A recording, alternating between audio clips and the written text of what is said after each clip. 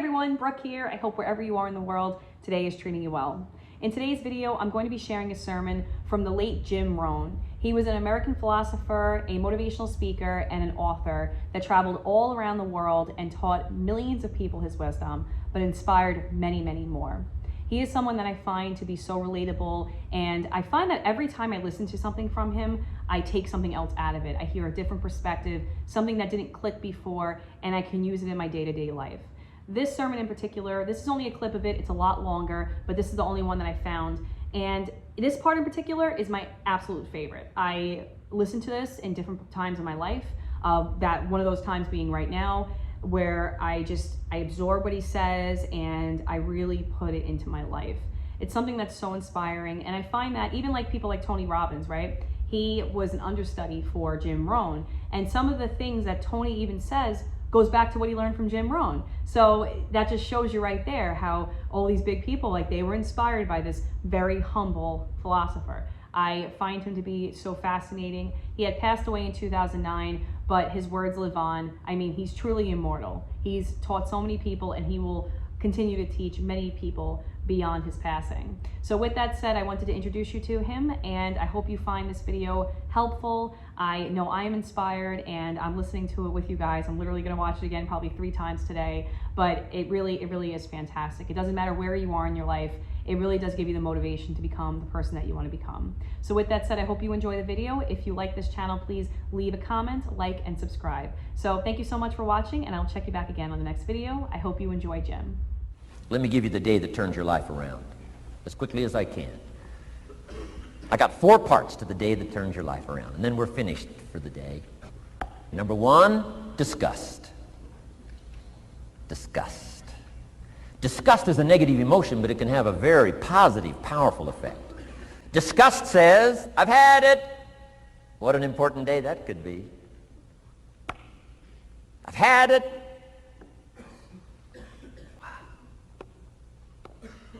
I met a beautiful, powerful, accomplished executive lady in New York.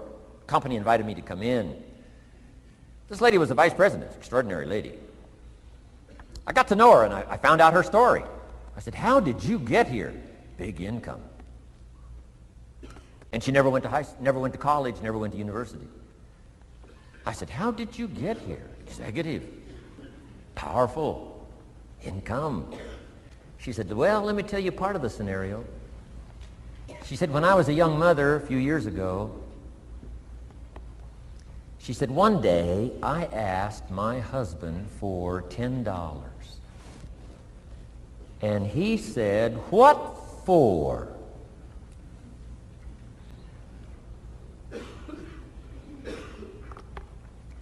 She said, before that day was over, I decided I would never, ever ask again. She said, I started studying opportunity, found it, took the classes, put myself through the schools, did the scenario.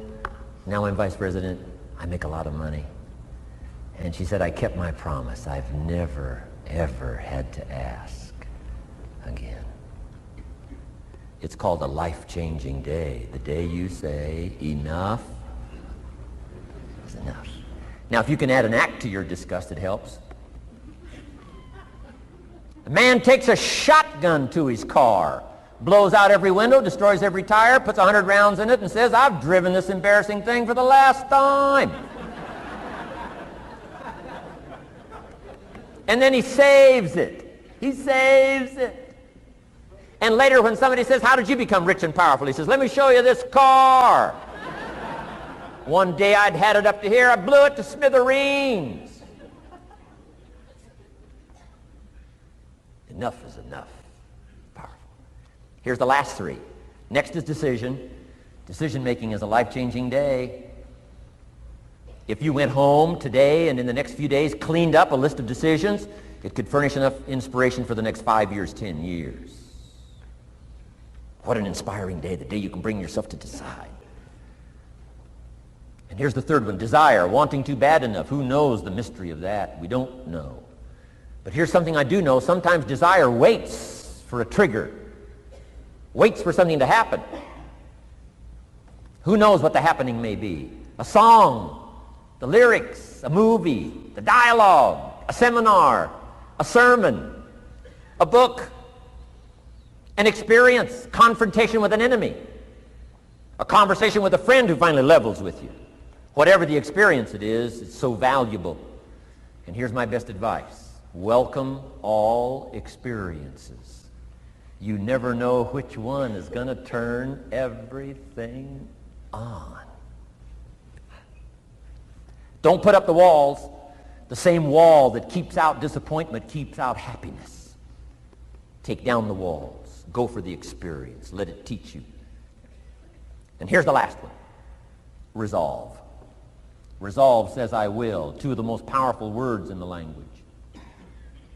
Benjamin Disraeli said, nothing can resist a human will that will stake its existence on its purpose. Shortly put, I'll do it or die.